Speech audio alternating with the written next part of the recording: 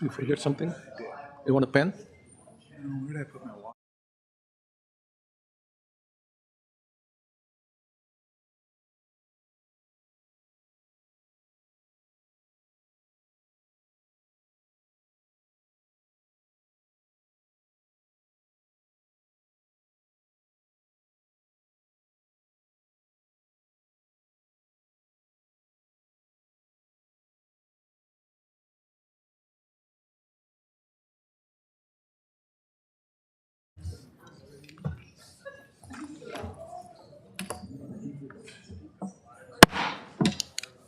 Good afternoon. The Wayzata Public Schools Board of Education work session for Monday, August 24th, 2026 will please come to order. Let's go around the table and for introduction, starting with my right, Director Ginestra. Dan Ginestra. Paras Bende. Valentina Ayers. Rob Virgin. And I'm Milind Sohoni. We have 3 board members that were not able to make it today, but we'll keep going. Let's go around. Thank you and welcome everyone. The first item on the agenda is recognition of Employee of the Month, and I will join Dr. Virgin at the podium.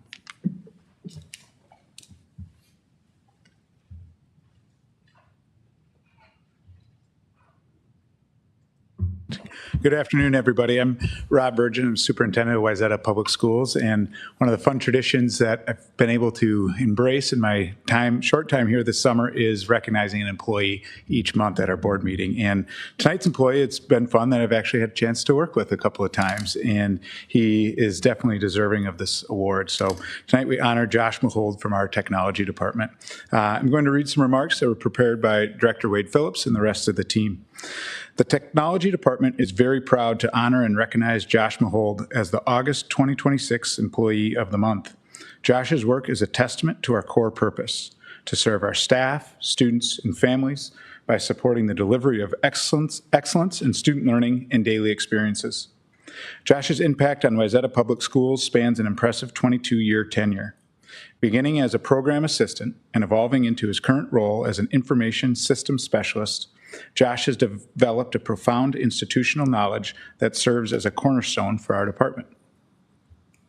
Most recently, Josh's leadership and technical expertise were pivotal during the district's 18-month HR, finance, and payroll system upgrade. His depth of knowledge, combined with his ability to collaborate effectively across departments, turned a complex migration into a success, delivering meaningful improvements that positively impacted staff district-wide. Reflecting on the successful launch, leadership noted that Josh's consistent project management, high levels of accountability, and dedication to excellence were instrumental to the project's success. Josh consistently demonstrated a commitment to responsive and effective service and support. His masterful redesign of our help desk workflow automations transformed critical processes like onboarding, offboarding, and leave absence into efficient task-based systems, and his work standardizing district attendance letters directly enhanced the environment for our staff and students. The impact of Josh's service is perhaps best reflected in the heartfelt feedback he receives from his colleagues. When reviewing feedback from those he serves, Josh consistently receives notes saying, "You made my day," "You are awesome," or "I could not have done this without your support." These consistent responses are a testament to the care and dedication he brings to our district every day. Beyond his technical accomplishments, Josh consistently exemplifies the highest level of personal integrity, deeply aligned with our core values. His intrinsic drive to seek and deliver excellence is the standard in all his work. Whether he is tackling technology system redesigns or supporting daily operations, Josh truly goes above and beyond, serving as a valuable and consistent anchor in our culture of high performance and community care. Congratulations, Josh, for being named the August Employee of the Month. We are grateful for your dedication and the positive impact you make each day. I welcome you forward, Josh. You want to come forward?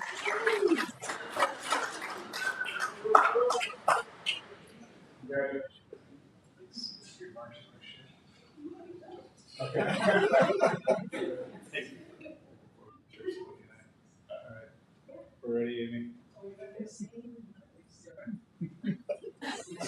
He's also a Wayzata alum. I just admire admiring your photos. Oh.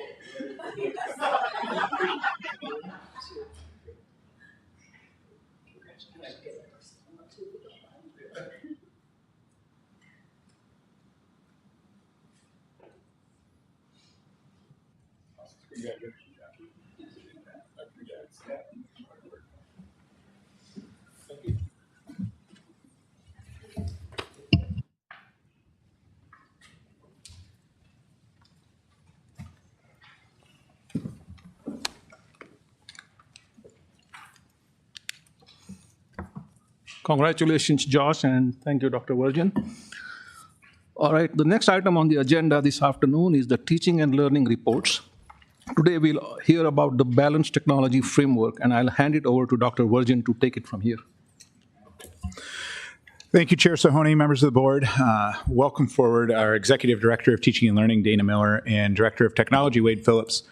As they're kind of settling in, I'll offer up just a couple of comments. Probably first and foremost, thanks to both Dana and Wade and their teams for the work that they've done on this really concertedly over the last several months. But we all know that work goes beyond that. That just didn't start the last couple of months, that we've had thoughtful teaching and learning frameworks in place and thoughtful use of technology for a while. But in response to some feedback from the board as well as the community, they've really dove in to figure out how do we approach technology with a purposeful and mindful set of strategies and an overall framework that they call the Balanced Technology Framework. As you well know, this is a popular topic in education right now and a popular topic among our community, and you can see it kind of all over. You don't have to go deep into the educational journals to find this. This is kind of front page news. And we're excited for that. Anytime education and what's best for students is getting it, we think that's a good thing. I'm feeling very fortunate that I'm coming into an organization that has been having this conversation at this table and teaching and learning and in technology spaces. And so we believe wholeheartedly this is the right work for students. We think this is the right for their short-term success, long-term success, tends to the whole child, and is going to, really anytime we're looking at our intentional use of pedagogy as well as within technology is the right work to be focused on. So we're happy with the conversation. That said, we also know this is a change. We've been working on our instructional craft, specifically with technology, for some of our teachers' entire careers, and that's increased a lot throughout their careers too. It's a change for students, change for families, involves in-class routine changes, at-home changes, homework practices perhaps, that there's all sorts of layers to this change, and that's not a reason not to take it on. And again, I'm thrilled that we're in this conversation and in many ways leading this conversation across the metro state and nation.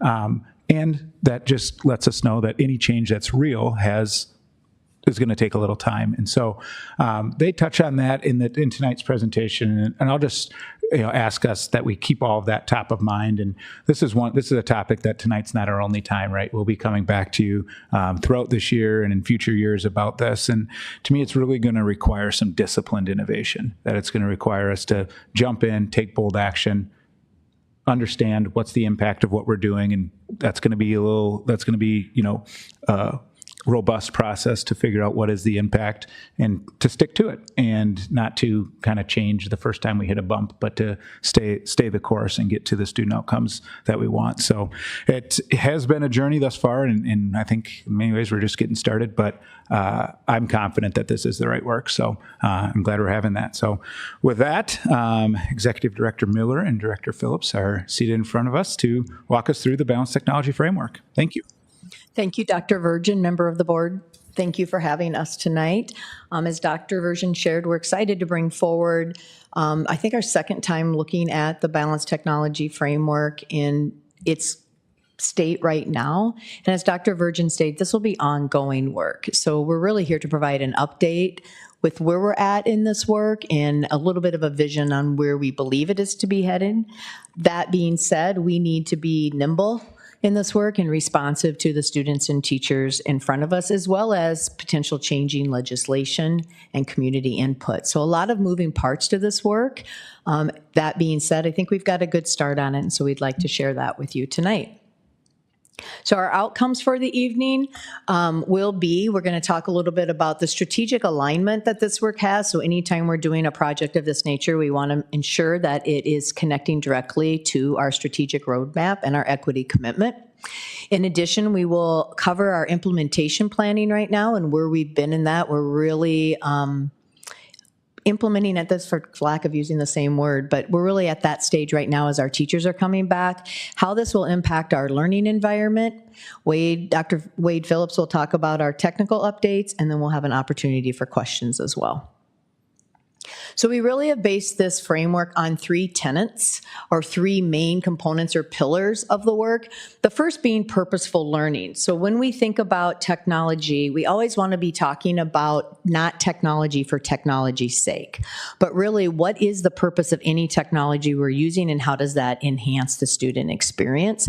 So not only we have a lot of attention on the personal devices that our students have in front of them, like the iPads, but also we're deepening that work to talk about how much time do our students spend in front of screens, and is that the best place for that learning to take place?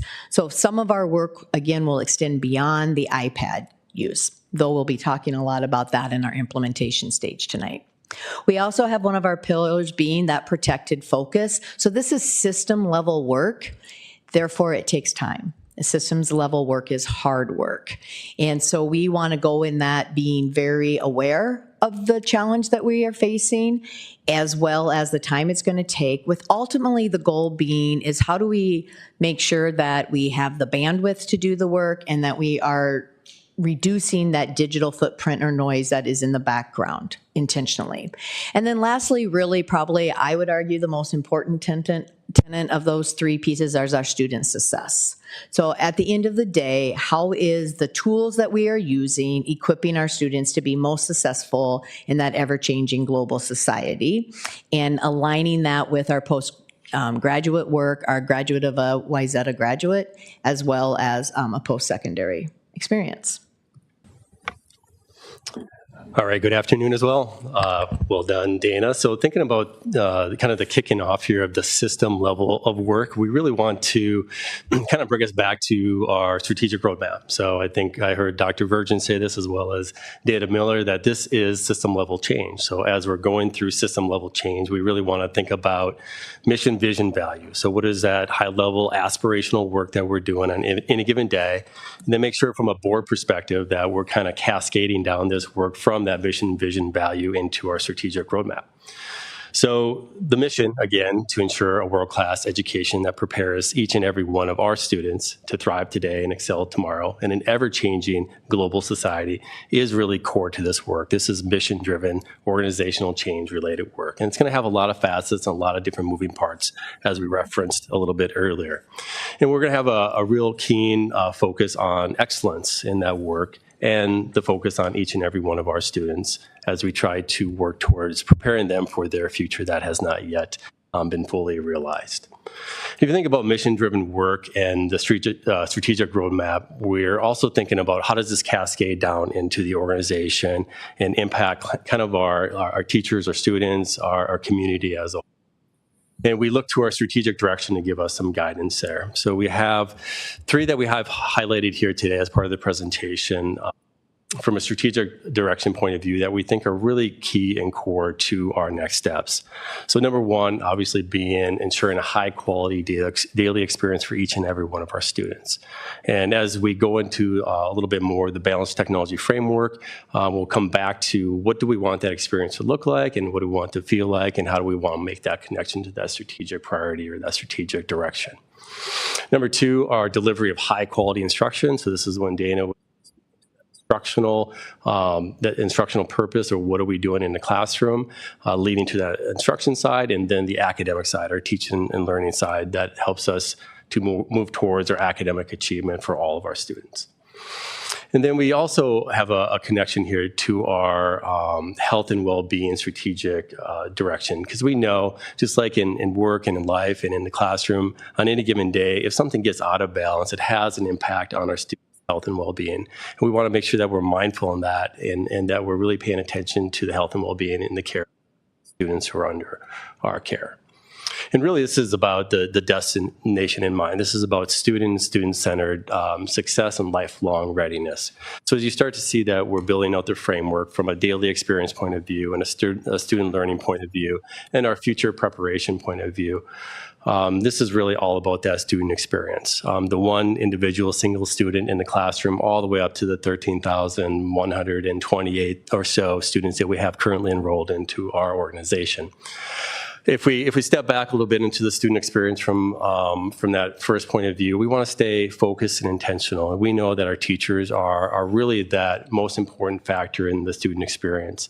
And we want to have focus and intention around that. And we want to make sure that the relationships that are built there with our students in the classroom are paramount into the experience. And we want to have like predictable gaps in the use of technology in those experiences. We want to make sure there's direct instruction and there's classroom conversations and discussions and interpersonal connections in the classroom before we use technology to enhance our learning experience. So as we go from the daily experience to our student experience, and we decide that we want to interject any kind of technology into our organization, we want to do that with purpose and on purpose. So we want the student use of it to drive and be connected to student learning. So if they're going to engage with technology, it's going to be there to help deepen their thinking or to foster creativity or build mastery into a subject or a concept that they wouldn't be able to do otherwise without the use of technology. And ultimately, we want that to enhance the learning experience as a whole. So purpose-driven, student daily experience, and then ultimately we all have, I think, this shared understanding about seeing our students kind of cross this threshold of graduation at the end of their time with us.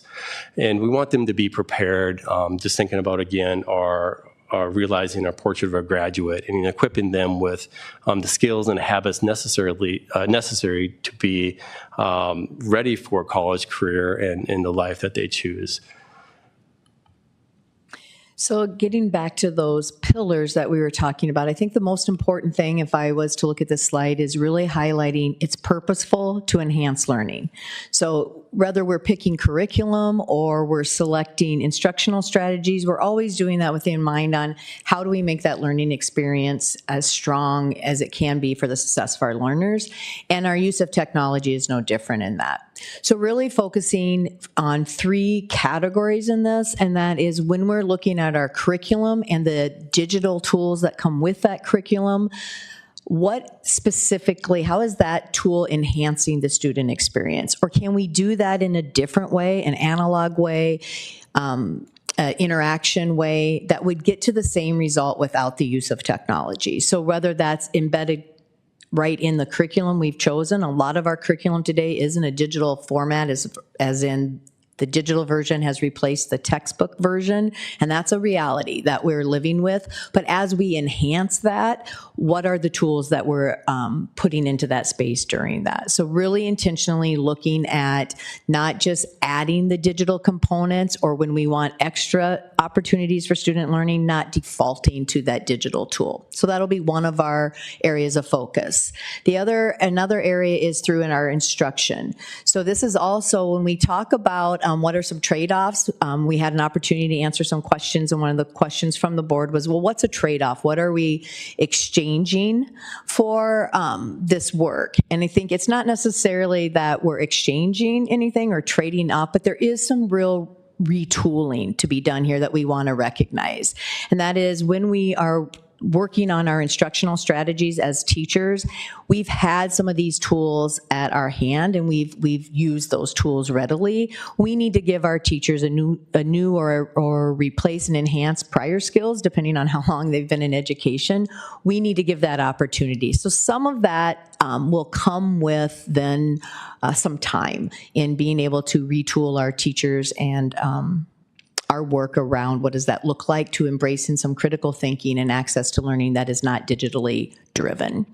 And then third bucket of that is our assessment tools. And again, this is an opportunity for us to look again at how are we using both formative and summative assessment. So how do I learn about the student in my classroom? And we've really defaulted a lot to digital tools for that because that is the easiest tool. So if you are come from my generation of education, you may have thought about when teachers wanted to practice our learning or see how we were doing, you played games which might have been around the world, or you might have done flashcards. Those things have been replaced with technical tools, and maybe we're learning now that's not the best approach, right? That we go back to some of those strategies, or better yet, we find new strategies that we can get that same formative assessment. And that's that immediate feedback that we want about our students that helps me as the instructor know, did they get this or not? So very good purpose behind the use of that digital tool, but is there a different way we can get that same formative information? And then from our summative, many of our summative assessments, if they're coming from a state or a national level, are digital, but that doesn't mean our classroom assessments need to be. So taking a look at those as well to see how do we respond to student needs and that inform my teacher practice in a way that doesn't necessarily have to be digital. So I'm going to take us back in time, just a brief jaunt to last year. So as Dr. Virgin started us off, this has been a national conversation. It's kind of been part of work that we've been engaged in for a little while, and it's not necessarily a new topic for us. It has come up a number of times over the last couple of years, but we had a really good opportunity, I think, last year as we were out engaging with the community on a couple other topics, as we were doing our referendum conversation, as we were beginning to frame up the renewal of our technology levy at the time.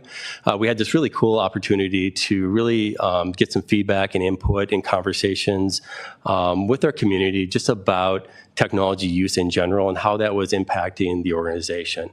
So if you kind of think back to last year, we really were heavily engaged in that conversation up until like January, February, and getting that feedback and really listening and learning and understanding what was the big picture of this work. And we really took that step to the next area around engagement. So as we begin to hear about some of these conversations around building some foundational work around our framework, we began to design what this looks like. So this part was really about getting input and designing what we thought the balanced technology framework would be. And we took it on the road.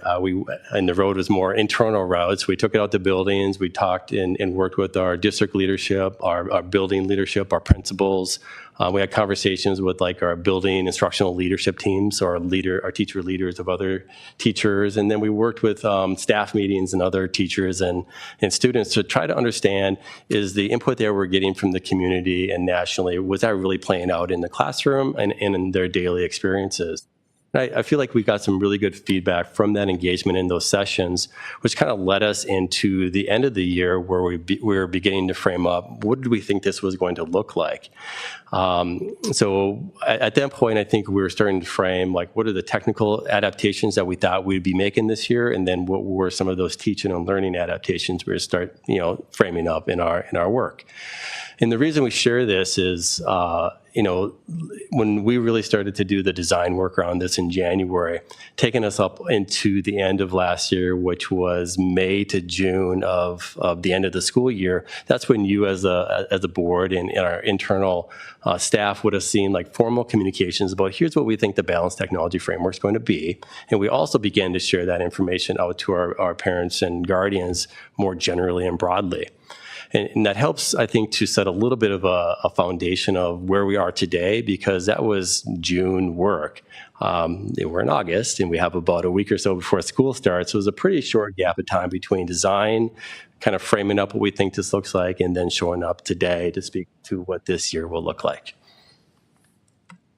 So that moves us into kind of our phase 2, which we've just kicked off, as Wade was saying, starting with how do we prepare our staff for this?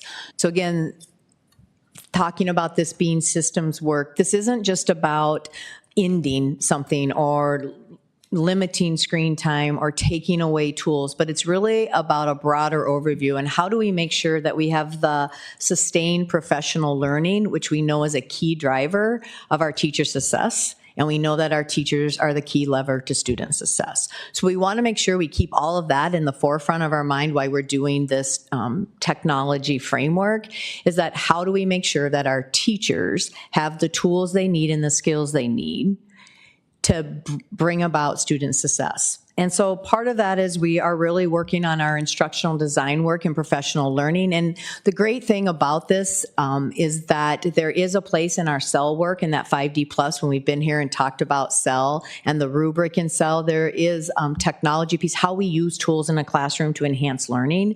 So with our principal leaders and our coaches in our system, really doubling down on that work and making sure that the conversation does center around instructional practices that don't involve technology, and how are we really ensuring our students are thinking. You got a example of this last year when our math team came, if you recall, and you all worked on some of those math problems here, and they talked about the whiteboards and they talked about the worksheets. That's an excellent example of how strong pedagogy and professional learning intentionally away from digital and building those thinking classrooms has really benefited in our math classroom. And so we're providing that professional learning around that design work. We also want to make sure that we're really balanced in this practice. So again, it's not swinging the pendulum all the way, because there is a place, right? All of us are using technology right now. So there's definitely a place if we're preparing our learners for that post-secondary, post-life experience where technology comes in play. So really looking at what is that's intentional and purposeful around that. And then another big pillar of this as we prepare our staff is how are we engaging our students in digital citizenship? So this is also an important area for us to be teaching. We have to be really intentional about this.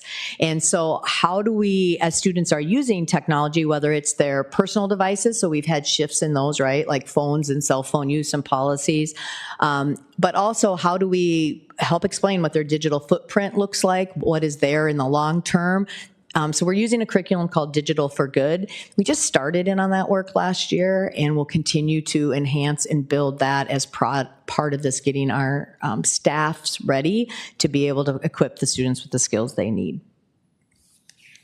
Also then some of that work that with our teachers has been around how do we create new norms in our classroom for effective technology use. And we're really working to ground those into the portrait of a Wayzata graduate, whether that's a kindergarten and we're looking forward to them being a Wayzata graduate, or whether that's at the high school level, but really age appropriateness around, do we have clear expectations that are consistent across all of our classrooms? Are we making sure that we're creating a predictability around when we use the tools in our classroom, and also when do I as a teacher use that tool? So again, we talked about it's not just about iPads, but when do I want to be using the screen to teach? So if I've brought my elementary students down in that circle in front of me, when do I need to have that technology on, and when do I not need to have that technology? Because eyes on a screen are eyes on a screen, whether it's the screen on the wall or the screen in my hands. So really being having great attention to that detail, and then being consistent where we're developmentally appropriate. So as we start to talk about some of our specific steps that we've taken with this, you'll notice that we've been primarily focused, or not primarily, but we've been focused a lot on the middle level, has been some of our first stage work, but this will continue to roll to our elementary, and we'll talk a little bit about what we've done there as well as to our high school, acknowledging that we would have different expectations for technology use for our seniors as we would for our sixth graders and for our kindergartners. All right, and so continuing with this, sorry, I was one slide ahead of you. Our principal leadership work, so as we talked about, the teacher is the primary lever in our classrooms, we know that our principals are next.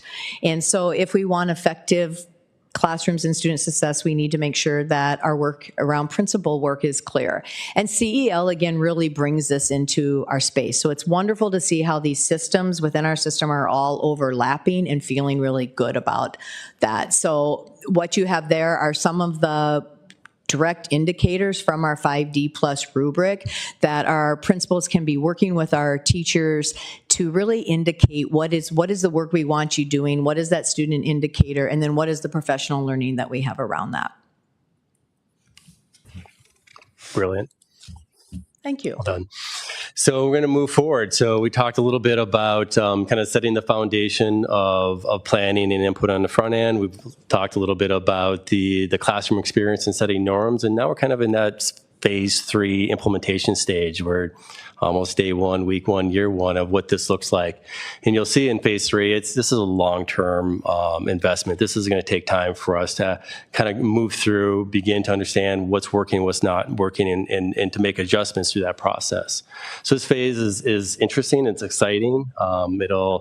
It's bubbled up, I think, last week as we were bringing in new teachers into the organization and kind of working with them about setting the foundation. And then as we have returning teachers here this week, we're really also starting to set expectations for what the school year will look like.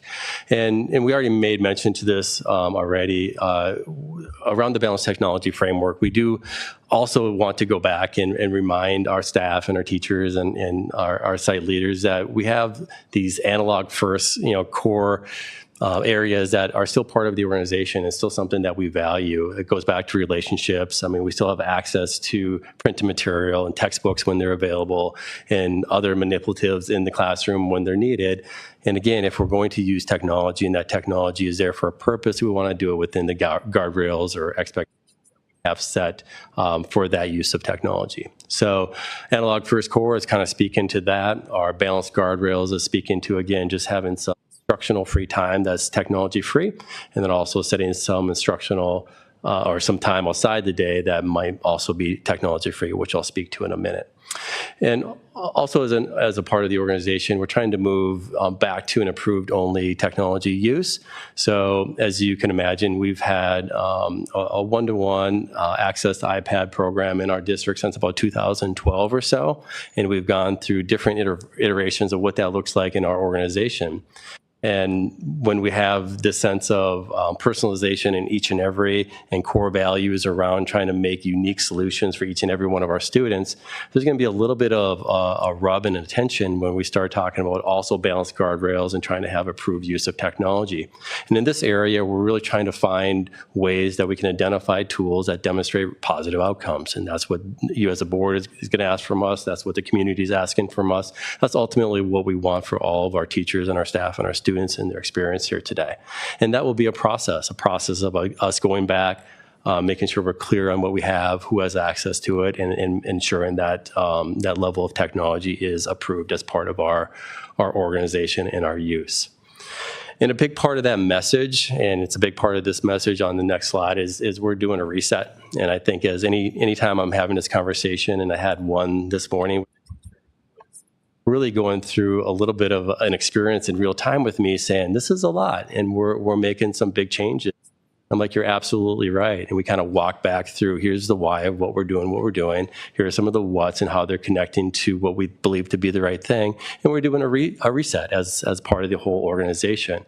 And that's going to have an impact. And sometimes it's going to be an intentional impact, and sometimes there's going to be an unintended consequence to that impact. But we really want to get down to the focus. Our focus student use, around some of these system level changes, and we'll begin to kind of peel away some of the possible, like the digital distractions or digital drift that our students run into. There's a few examples of those technical resets on this slide, but I'm going to go to the next slide, which will go into a little bit more detail of some of the technical shifts that we're going to make in the next year and in the coming years. So I'll run through these just really high level to give you a sense kind of from a board governance perspective on what are the changes that we're going to make. And then if you get questions on some of these areas, kind of go back to, oh yeah, I remember Wade shared a slide with a lot of information on it. And this is one of those talking points on that slide. Kind of going back to our iPad program, just so you have context there. Again, we've had that program in place since about 2012 or so. And we made some technical shifts on both the number of devices and who got devices and how we're rolling out devices in this year based on feedback that we got, again, from parents, community, and as we're out doing engagement sessions with our principals and our student leaders. From the elementary point of view, we did not procure any new devices this year. We actually tried to rebalance what we currently had in inventory because we knew we were going to do some reductions at the lower level of our elementary experience. And we're focused on having like classroom sets and off and away devices for our younger learners. And then as we kind of scaffold up into our older area, we still have one-to-one access to devices. But as Dana referenced, as we go through setting expectations and classroom norming, we'll want to make sure we're really purposeful in the use of those devices. You also notice on the sheet in the top left that in working with our Wayzata Kids program leadership, we determined that at our youngest levels that we didn't have a really good yet connection for an academic purpose around the use of those devices. So we're going to discontinue the use of those as we go into the next year. Moving on kind of to the middle school level, and Dana did reference this as well. Middle school is one of those areas that we heard a lot about on the front end from an input point of view that we had to pay attention to as a focal point. And I feel like, at least on behalf of myself, and I think Dana as well, we're going to apologize a little bit to our middle school because it feels like they do get kind of caught in the middle between what we do at the elementary and what happens at the high school. And this is not necessarily intentional, but it's also that developmental stage of that level. And I heard Dana speak to, we want to be developmentally appropriate. So kind of hearing some of those talking points around our use at the middle school level, we're really intentional about this 5th grade to 6th grade transition.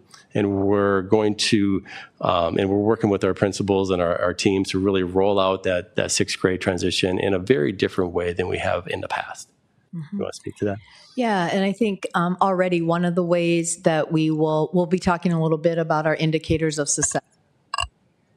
But one of the ways just around middle school already is we've heard from several parents who have been very appreciative, who have they have a new 6th grader, but it's not their first 6th grader, so they have a comparison of experience. And they've told us they are very grateful for that device not coming home with them in 5th grade without that guidance. But that's a huge shift for our 6th grade team. So as I'm out in buildings today with teachers coming on, that's a lift right now because it means there's a rhythm change. So as we think about the ebbs and flows of this, and part of what we will need from all of you for the success of this is as those questions arise, and you may hear of those, is to understand that there's going to be give and take or pulls and pushes. And so in order to delay that 6th grade students having that device right away when school starts, that means there's a little bit bumpier as we move into the start of 6th grade, and that changes how a 6th grade teacher does their first day of school. And so that's been a change. But largely, as a former middle school person that got a little tired of living in the middle, that's our reality right now with our middle school is we bring them in from the elementary. I always said 6 years removed from their teddy bears, and we exit 6 years ready to go to college. And so our work at that middle level has really been the focus because that is such a large transition year in front of us. So again, our 6th grade students will just be getting their devices for the first time with some really intentional work behind that. And then our 7th and 8th graders with the back to school business in hand. But this is a significant shift for our families and for our teachers. Well said. Thank you. So moving forward then to the high school. So just so you know, there's not a lot of major changes from the iPad program at the high school, with one exception. We are changing our device refresh cycles from a 3-year cycle to a 4-year cycle. So we're seeing that we're getting a little bit longer useful life out of our devices. So we made some transitions as we're finishing up last year and as we're moving into this year. So this is something good for the board to know. Moving into the kind of center category here around digital safety. Filtering. I'd say this is one area, and we have lots of conversations that we need to have with our vendors over time, but we are seeing some really good understanding from this particular vendor about knowing what's going on from an environment point of view and really trying to work with us from a district point of view on how to set better limits around the use of devices. So Lightspeed is a really good partner of ours. They handle our web filtering and content management system. And they worked with us over the summer to do a couple different things that will be different this year and are trying to set up us for success as we move forward in this work.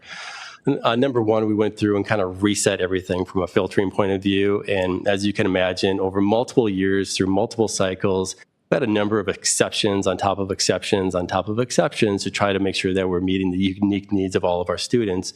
And we really had to step back and just kind of do a reset across all levels, kind of go through all of our categories, make sure that we had a really clear understanding about what were we going to do in 6th grade and what are we going to do in 7th grade and up into the different levels. So we did a big reset there, set some new grade level policies and made sure that we had some things really ready to go to be back in alignment with our balanced technology framework.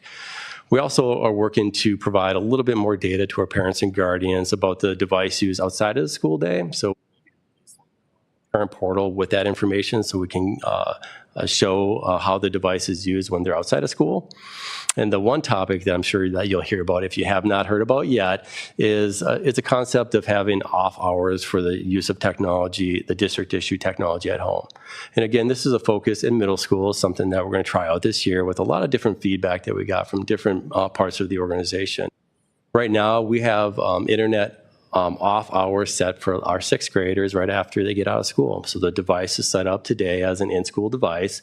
They do have the ability to take it home. They can still use the device to support teaching and learning activities, but we're going to shut the internet off at 4:30, and that will come back on in the morning at 8:30 and prep and ready for school. And this is one of those areas that's going to be a change. It's going to be a shift. It's going to have an impact.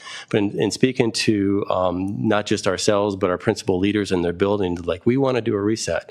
And we want to make sure that as these 6th graders are coming in, that we really go back to academic purpose, what the device is for. And when we have them in our buildings, in the classrooms for 7.5 hours, we want to really have intention on what we're doing with them in that space.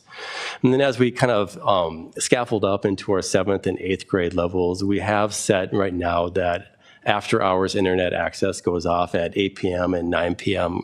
Collectively.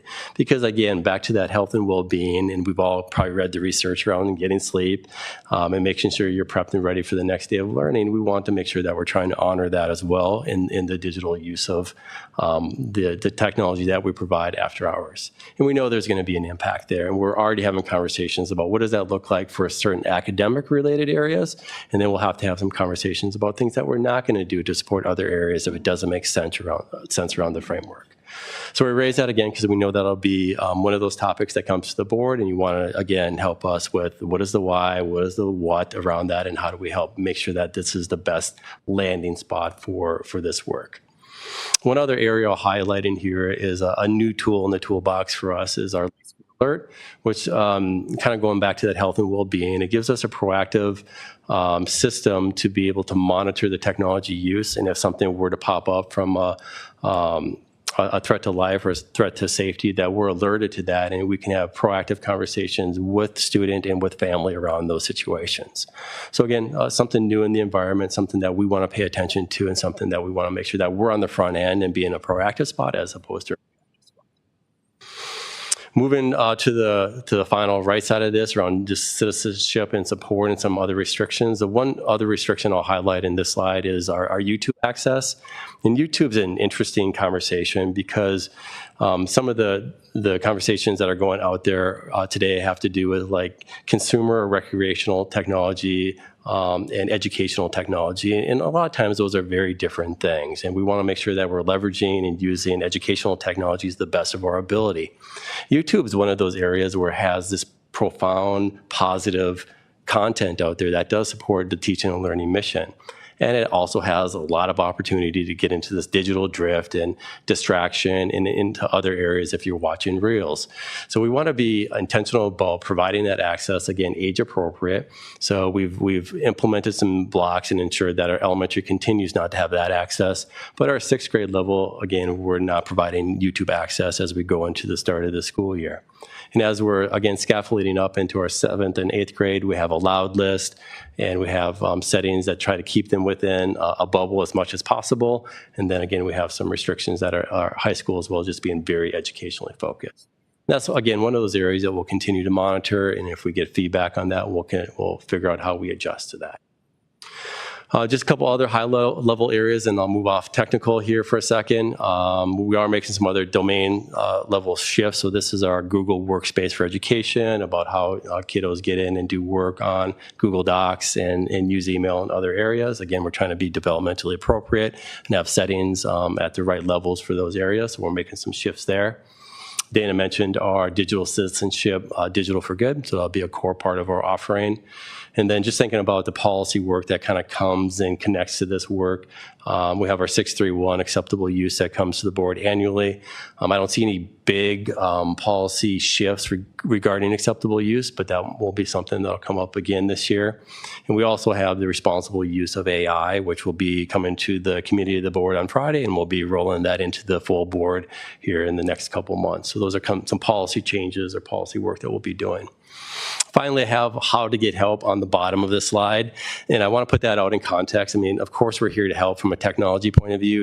You heard the great work of one of our technical people today in our Employee of the Month and how we do like to help. And I think Dr. Virgin mentioned this on the front end. We do want to help, and we also kind of want to run the help through a filter of what is the change that we're trying to make and not overcorrect to some of the questions that might be coming to our office when there needs to be an individual shift. So we're going to be really mindful about that. We're not going to nail this perfectly on day one, and we're really going to work towards making progress along the way and bringing the rest of the community along as we go. So then that brings us to us taking a look at, well, how are we going to know if this is working? And as you know, being in the educational field, it's really hard to draw a direct correlation A to B. But we are going to share with you some of our initial thoughts and work around those indicators of success. So how will we know that this work is landing in a way that we want to? One of the things that we use ongoing in our work in curriculum and instruction and out in the buildings with their PLC work is called our action or review cycle. If you're familiar with a plan, do, study, act cycle, this is very similar to that with maybe a few extra steps in there. So some of the work that we'll continue to do together with our teams and that we're going to ask you to be a part of, because you will be part of this data coming forward to us, is first clearly identifying, and we believe we've got to start on that work, which is what is our ideal state? Where do we want to get? And that's language that our staff is familiar with, again, from CEL, and that works. So what is the ideal state that we want to get at, and what is our current reality? And at times we're finding out that our current reality, then we engage in that feedback and we shift that current reality. So this is kind of that ongoing cycle of reviewing and analyzing. But we've set forward to you tonight some of our initial goals or ideas or outcomes around what we believe is our current state, and then we've set some goals in that. So for example, if we were just to use an example of the off hours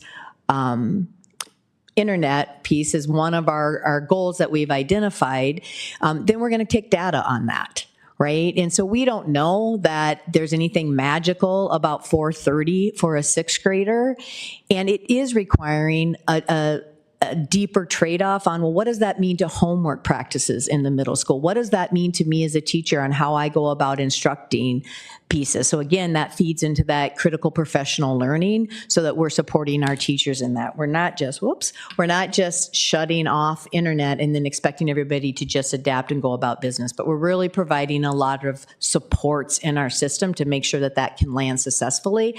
And then analyzing that, is that the right time? What are students telling us? What are parents telling us? What are our teachers telling us, and gathering all that data and then deciding, is this our best strategy, and taking action on that. So we already have in place, we will revisit that at semester time in collaboration with our middle school principals. Their feedback was we want to give it enough time so that our teachers have an opportunity to do some of those pivots, but we've already been taking parent feedback and have had a couple instances of things that came up that we hadn't thought about. And so we need to make those adjustments accordingly. So nimble is going to be my word with this work, and responsive so that we can do that. And that's part of that review cycle, is to continue to then make a plan, implement that plan, monitor and see how it's going, and then evaluate it and reset and set a new goal. And so this is going to be an ongoing feedback circle for us.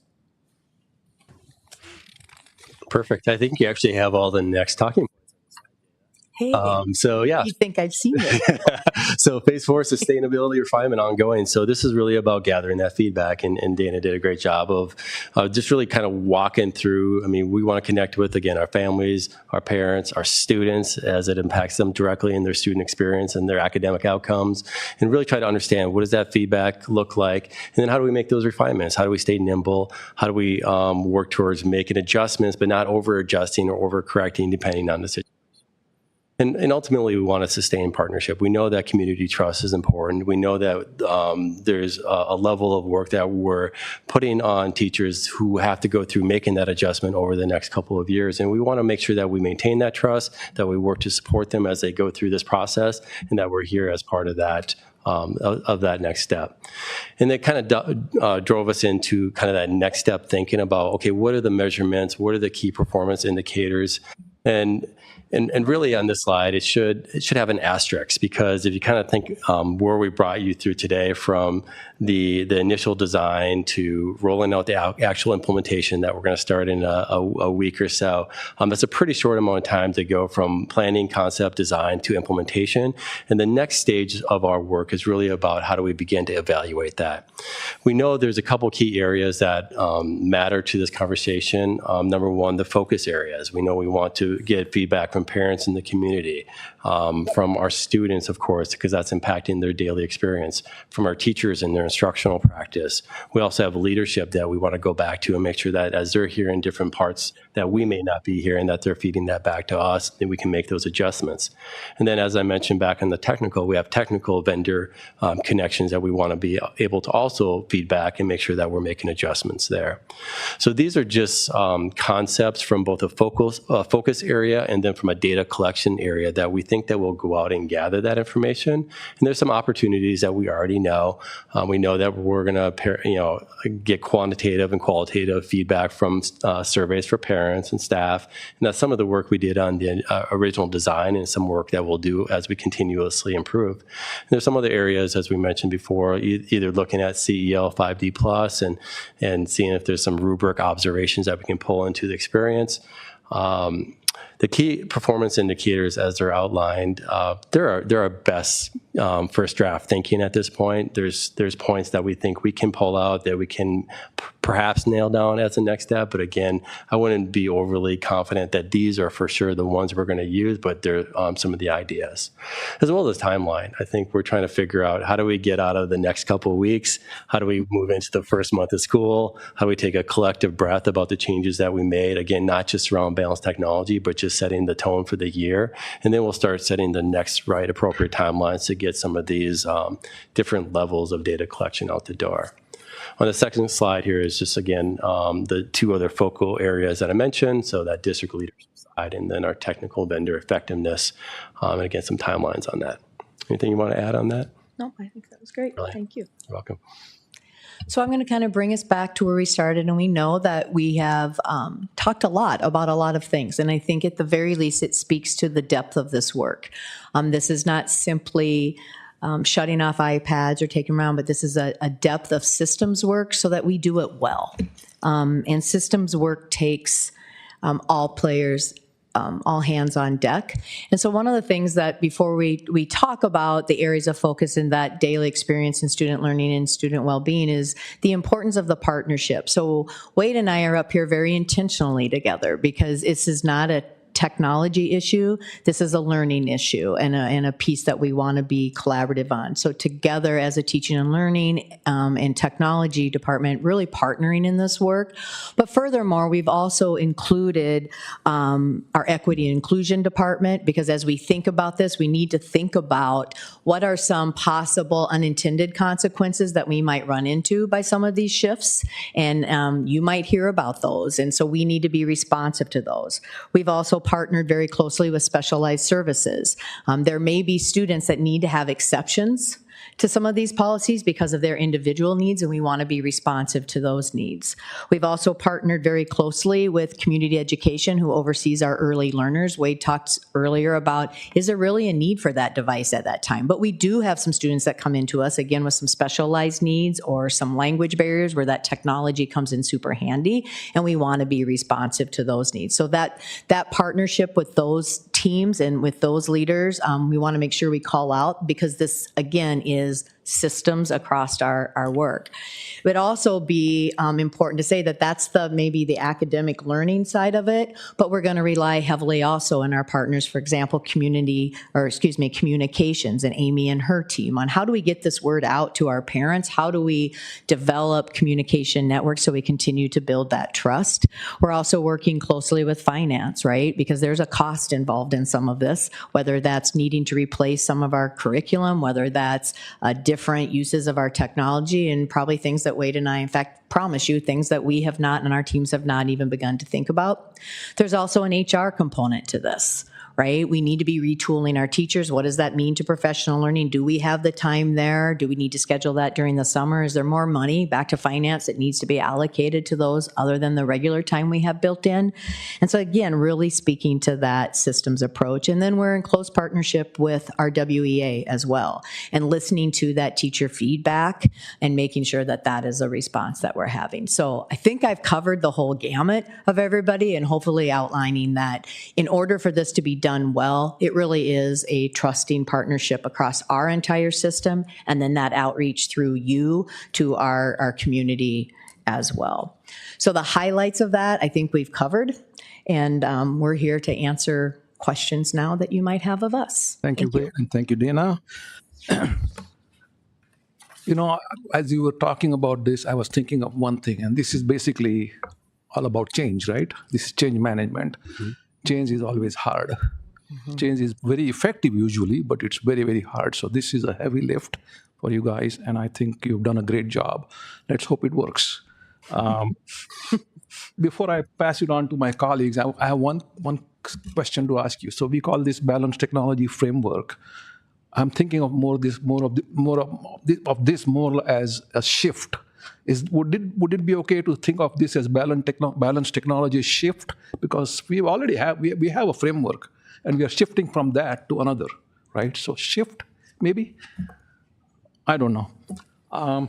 Okay, Dan, you have a question? Of course. Thank you, Mr. Chair.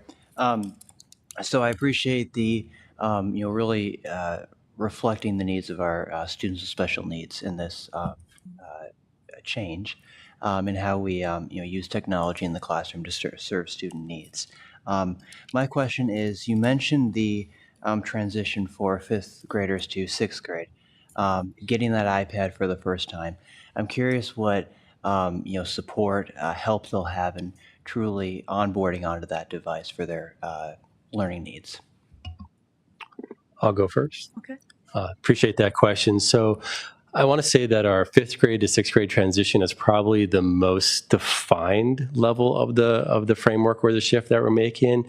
We were really intentional about meeting with our principal leadership throughout the summer and trying to really think intentionally about how does that roll out, what's the right timing to do it, setting up our teachers for success so they know what that looks like in the first couple of weeks. Kind of going back to the Digital for Good curriculum, our digital citizenship curriculum, to have that be part of that experience. So as we're rolling it out for our students, it's not just here's a device and here's learning and they're disconnected. They're being very intentional and purposeful about that as they do that process. And it's a shift again for our teachers, and they're going to have to make some adjustments about what they do in the first week of school. Because again, students would have been prepped and ready from a device point of view. Now we're going to have to spend some time and effort within that first couple of weeks of school to get them prepped and ready, to get them on devices, to make sure that they're connected and in Canvas and they're able to navigate some of that structure, and just really kind of go through a learning about the academic purpose and the use of the device from a teaching and learning and technical perspective. So I think that intention will take time, and I think that we have some good planning around that. Yeah, and we've also been doing work through our advisory programs, and we'll continue to expand that into the classrooms. But as Wade said, we want to make sure that they're technically ready and know how to log on and do all the things with the device. But we also need to make sure that they're developmentally and emotionally ready for that device. And I think that's what we were hearing from parents is more than anything, is that once they had the freedom of this device, it was not always a good thing. And so really having those conversations, and again, that's also through our curriculum. If we're not asking students to complete everything on a device, then that should naturally pull them off the device. So that's some of the work that is really in the works both directly with students and then part of our teacher work as well. Thank you. Thank you. I have a couple of questions.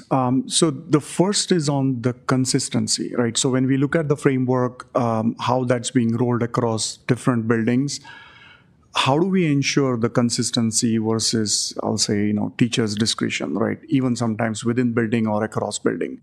Because that's where we hear a lot of times like, hey, one teacher does things really well, but it's one building, one class. And how do we maintain that consistency in this framework? That's a great question. Thank you for asking that. And that's always a challenge for us, whether it's pretty much across our system altogether, especially in a district of this size. One of it is that arm-in-arm commitment with our leaders and our partnership that Wade already talked about. So we really rely heavily on those building principals and teacher leaders in the building to honor the commitment and to do that work. We believe, again, with that 5D cell, that it's part of the rubric. So we're doing that teacher training in there, that we've established we talked about those norms and classroom norms. And I'm going to refer mostly to the middle school right now, because again, that's where we're doing a lot of our shifts in work. But our three principals have spent a lot of time talking about what are going to be those boundaries and norms around. So we're all at 4:30. And then it's an accountability piece across the system to each other. And they really are dedicated, I think, to that and understanding to hold each other accountable for that is also being supportive of each other. So if there is a situation where we're not being good stewards of the work, that we have those conversations, but we also need to listen to what's happening because that's feedback to us. So is there a specific reason that we're not able to that we're struggling to be in alignment with that? So it's just at Middle School East this morning, and we're looking at an 8th grade course, our advanced math course, which is actually the high school level course. And so when we're looking at that syllabus and some of the work they're doing, that maybe doesn't line up as easily with our shutdown hours for 8th grade as to what's being expected. So does that mean we don't do it, or does that mean maybe there's a different way our teachers need to approach that to still get to the learning, but maybe just not through the devices the way they would do that at high school? So those are just constant tensions that we just need to lean in and say, well, we don't have that answer, but let's lean in together. And that will be the key to this being successful. Okay. I don't know if you have anything. Yeah, the only thing I think that was great. The only thing I was thinking about as I was listening to you share, like, how do we drive consistency over time? It takes time. So I think part of this is organizational change, casting the vision, trying to get guardrails. And yeah, some of that's loose to a point, and it needs to be loose because we don't know exactly the right thing to do in every classroom. That's why we have really highly qualified, capable teachers to help us through that process. And we're going to have to use them to help us understand really what's happening and what should be the thing that we're trying to deliver. So I think it's over time. It's and you saw in some of the slides around observations and walkthroughs and that feedback process around CEL, and it's trusting our teachers to do a really good job in the classroom. Yeah, and I was more thinking around elementary more than middle school, and glad to see, obviously, you guys are trying to capture metrics, right? So there is going to be that data capture, monitoring, improvement phase, so that's good. My only ask would be, we'll have to probably dissect the data a little further because, again, it says, purposeful screen time. But if I want to measure how much really the reduction in screen time is, there could be multiple factors, right? A regular student versus special needs. And when you combine that data together, it may not give us the right picture. So as you look at those parameters, if we were to go 1 or 2 clicks, it'll be helpful. So again, something to keep an eye on it. How do we drive consistency and more measurement? Yeah. And the only other comment I have is on middle school, especially the 7th, 8th. That 8 p.m., 9 p.m. and being sports family, that seems pretty challenging, especially 8th grader when they start playing 15U. Not a single hockey player is going to be at home before 9. So Wade, going back to your comment, now if you want to add another policy to allow parents to control that, don't know. But again, I think we'll wait for the feedback. But again, that 7th, 8th grade, 8 and 9 p.m., that seems pretty aggressive, at least based on our experience. You want me to take a swing at it? We appreciate that question, and it's one we've already heard a few times. And I think this is that growing pains with this, and we just need to be really transparent and honest. Like, maybe we're doing some correction that is maybe further than we'll need to make, but to have that reset, we feel very strongly in collaboration with our principals and teachers that we need to make that reset. That being said, that's where that professional learning and how are we doing school and what are we asking of our students needs to come into play too. Because I would argue whether they're a sports student or not, what we know research-wise is that our 13 and 14-year-olds do not need to be up till 9, 10 o'clock at night. They shouldn't be doing that level. They should be having family time. They should be having social time. They should be. So we need to think about how we do that on our end and then be responsive to that. And so right now, we're taking kind of a hard stance on the sports and ice time and No, sorry, not trying to interrupt, but I'll tell you, if it is multiple sports, and Amy and I, we were looking at each other because I know her kids play multiple sports too. There is just no way. If somebody's playing Wayzata Club multiple sports, I can almost guarantee you. And we've experienced that at our house. And again, by the time they come from, somebody lives on Vicksburg side of the house, house is on Vicksburg and they are on East. By the time they get home, it's always 5:15. Then they have to go do their things, whether sports. I mean, it's very rare that they are back home before 9. And again, speaking from our own experiences, we have finished all our homework on time. Not a single instance where we had to go and ask for, extended time or anything like that. So again, I'm not suggesting, I'm just saying, like, as a parent, not as a board member, I know that seems pretty aggressive, especially for 8th grader. Yeah, I think we really appreciate that feedback, and you're in the board chair over there, so you are speaking as a board member, and we still appreciate it. And we have 4 kids. They all were athletes too, and I know the impact of this and how it's going to play out. And this will, it'll speak to what we value at some point. We'll get the feedback, we'll have conversations, we'll make adjustments or not, and that will be based on what we value at that time. So I really do appreciate that. And I think to keep in mind too, it's the shutting off of the internet. So that doesn't mean that there's not work that can't be being done on the device, or where are we replacing? So you're comparing that, and I totally get it because I had kids in sports too and would have been saying the same thing. But we're comparing that to how we're asking our students to learn today. And some of this change needs to happen in the classroom and how we're sending homework, right? So maybe it is like we've spent a lot of time this summer making our math homework paper, right? And so I think that's why we need to try this on for size and see, is it really how we're asking students to engage in their learning need to be what changes so you don't need that device at 9 o'clock at night? And that's going to be the other. Yeah, we had I had a really great conversation with a teacher today, and this was part of that conversation. And what we were discussing is, okay, how, from a teaching point of view, can she kind of prep the environment so her kids are ready to go and do some of that homework offline on the device, not internet connected. So I think there might be some adjustments, and I think that's what we need to modify the system a little bit. We need to set expectations. We need to get back. No, great. I think that the paper option, loved it. If there is any option to do offline and still stay on track, great. Since we talked about paper, I know when we had conversations with a few parents, they were concerned about, for instance, Canva grading, right? Because sometimes teachers, they put 0, sometimes it says not submitted. So it creates some anxiety around like, oh, my grade is this. And so again, as we look at this change, maybe we have to look at how we grade, how we put numbers in the systems consistently across all schools. That will help to reduce, anxiety and stress. That's a really good point. And one adjustment we did make, or we will make as we started school, because we just talked about this last week, is we want to be thoughtful about a standard grading time, I think just by default on campus is like midnight of the night. So what expectation were we setting over a period of time of a midnight due date? And that doesn't really align. So as we're thinking about middle school, we're like, okay, we need to reset that because we don't want to be alerting you as parents and guardians and students that you need to do homework and you can't get on and actually be able to complete. So that's one of those shifts. It's a technical adaptation, but Yeah, no, great. Thank you. Thank you. Good questions. I'm actually excited to hear that we're ready for a change, and I hope that Wade, you remember one of our first thing.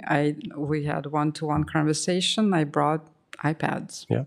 I waited for a year when I ended up at Teaching and Learning Committee to bring that topic because it's a passion of me. And to be honest, I wish that they're gone completely. Maybe I'm on a little bit completely different side because I've seen how it affected my children, for example, from going from school where no technology at all, and all of a sudden, literally like dealing with what your child is doing on iPads, many times not homework, something else. I am also excited to hear that you are willing to kind of have a stance, not just simply right away hearing concerns and right away changing, because as I said during Teaching and Learning Committee, some changes take time. You cannot see if it really works unless you take some time. I'm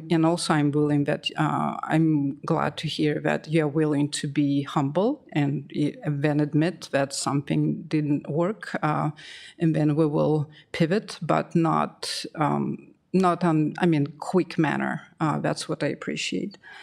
Also, I'm hoping with less iPad, less internet, and to be honest, after our teachers had redact training, it came very clear, and at my school where we're using Grove's method, for example, my coach said explicitly, if you have some people asking, I'll give you an article, proven fact that handwriting, and brain development, they are very connected.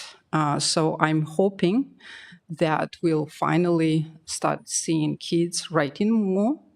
When you're writing, you're busy writing, busy spelling sounds what you hear. You'll not have time to get into trouble, to be honest. You'll be pretty occupied. And another one is even for ESL learners, for example, writing whole sentences. It is also kind of forcing them to know how to put sentences together.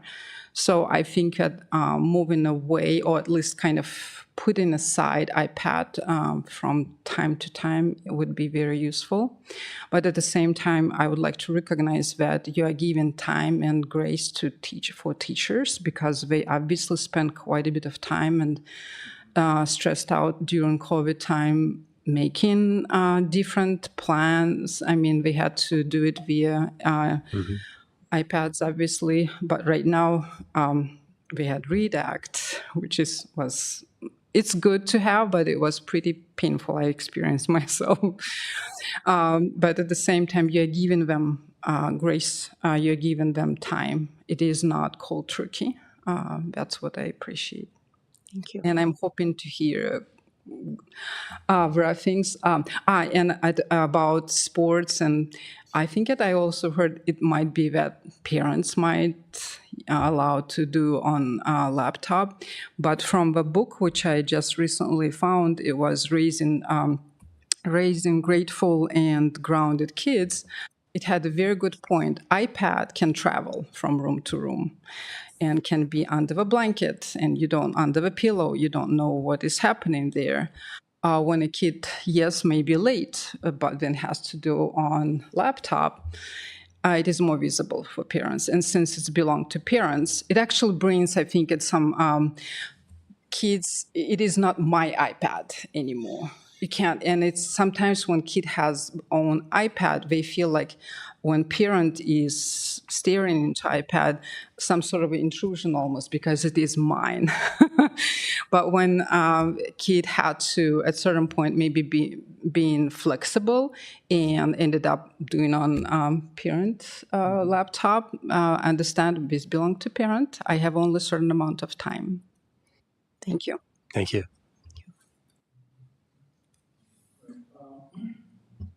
I have a couple of questions as well. So this reminds me of a couple of years ago, maybe a decade ago, when the start times changed, right? School start times changed, and a few years ago we had boundary adjustments. Then we had last year cell phone policies. Now the technology, the screen time. These are all hard changes to begin with. All parents probably won't like this because there is no way that everybody likes everything that we propose, right? So there will be some resistance because sometimes iPads and technology is used as a babysitter for the kids. What are your plans on addressing those? Addressing the resistance specifically? Yeah, I think again, it's that cycle, that plan, do, study, act, or our action cycle, and having plenty of opportunities to listen and provide opportunity for our parents to provide that feedback. I think even if we just use the example we just had, Paris provided us feedback of a parent, and we need to listen to that. We've heard that before, and then we need to be responsive to that, and the response might be, well, we're looking at different ways of doing it, and then let's try this on. So a regular cycle of review and listening and continuing to have that trust, whether it's one-on-one. We have some parent committees that we both chair, and having an opportunity there. We're also going to rely on all of you because you also have a pulse on the community as well. And so what are you hearing out there that we want to incorporate this? This is by no means a perfect by any means, or do we have all the answers for this? So we do need to be listening to our parents, and we have to be mindful of our values and spaces that we commit to as a district too, and have that balance. How about education? How about educating those parents that have no clue why we are doing this, right? That might be one of the reasons they're resisting. Well, taking away my iPad. What's wrong with that, right? Yeah. So something like that is just what I'm thinking. That might be a good partnership for us to think about, since you've got the pen and are taking notes. I am taking notes. It might be a good partnership for us to have a conversation with, for example, Ginny Ebert in community education. Are there some opportunities for some courses there? I also always want to have a good awareness of we all parent differently and we all have different life circumstances, and our parents come to us with a variety of experience. So never want to put out the way I would do it, but how do we provide some opportunities for parents to really give feedback to us on what they're experiencing in their home and their life, and then see how responsive we can be to that and meeting those needs. Yeah, I have one addition that I think might be connected to the question. Just thinking about middle school again, and middle school, we have a little bit more intention on the rollout and connection to families in this work. And I know the principals have a plan, whether it's curriculum nights, locker move-ins, in the first couple of weeks of school, there are dedicated times where they're inviting parents and guardians in, they have conversations that help them, again, understand the big picture and the why. So I think that school connection is going to make a lot of difference in whether we get resistance or if we get some understanding. And back to Dana's point, then we just have to listen, learn, adjust in areas that make the most sense. I forgot to mention the middle school block schedule change. Remember that? I do. Yeah. So Before my time. I think too, lastly on that, is that we just need to make sure also that we provide that opportunity to pivot when we need to pivot. So we've had a couple of those situations, and then just that constant cycle of review will be really important with our community. Absolutely. One before, I'm sorry, I don't mean to interrupt. I would say one thing I'd like us to say out loud is for those who may be resistant, who have a really strong desire to share that information, to give us that time. Because if we have some natural pivot times, they're going to be at quarter end, they're going to be at semester end, they're going to be at year end, and we would ask that there's not a group of parents who maybe come into this room in the next week and say, we need to change this time from 9 o'clock to 10 o'clock, whatever that is, because that's not going to necessarily work in the best interest of what we're trying to accomplish. Dana, you mentioned legislature or legislative changes, right? So that I think that's a great point. And you also mentioned summative assessments. I didn't know what that was, but I can kind of guess. Summative assessments at state and national levels use digital technology, and we don't have to, right? So that is one of the things that I'm thinking about. When you take something to the legislature, sometimes at least, when they don't want to deal with it, they will always say, this is local control, right? So they will punt the ball back to us. So have you heard of the delegate assembly that MSBA has every year, where they come up with proposals and bills and stuff like that? Is there something that you have in mind or your team has in mind that we could take to the delegate assembly and propose that as a bill in the upcoming session? There is a deadline for that. September 30th, I believe, is the date, right? And Dan, Heidi, and I, we are members of the delegate assembly, which will meet on December 5th or 6th, something like that. But those proposals have to be submitted by September 30th. The board has to approve them. So if you have something like that, if you're working on it, if you need our help, let us know. We can draft something and push it from Wayzata. I've always thought, Wayzata should be in the forefront of these things, and this is one opportunity for us. Thank you.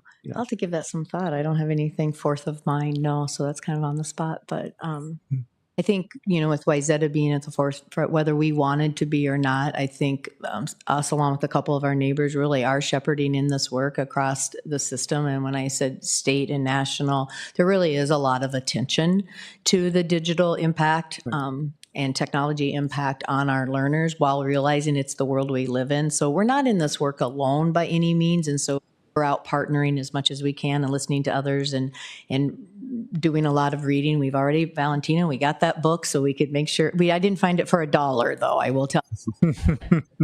Paid a little more for that. But, so we're continuing to be learners and hopefully modeling that for our teachers and our staff too, as directors of this work, that it's just going to continue to be a learning experience for us. And I think my ask of legislation would be that they just partner with us as well and make sure they have that education voice in the space. Mm-hmm.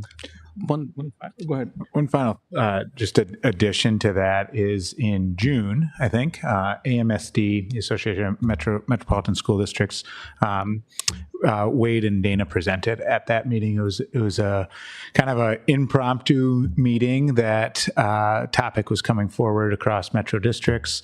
Wayzata was known for taking some great, thoughtful early steps. So Dana and Wade took the group through probably about an hour presentation of where we were and fielded questions. And then this morning we had a superintendent call with AMSD, and there were a lot of interested folks in there of, so where are you now? Where are you now?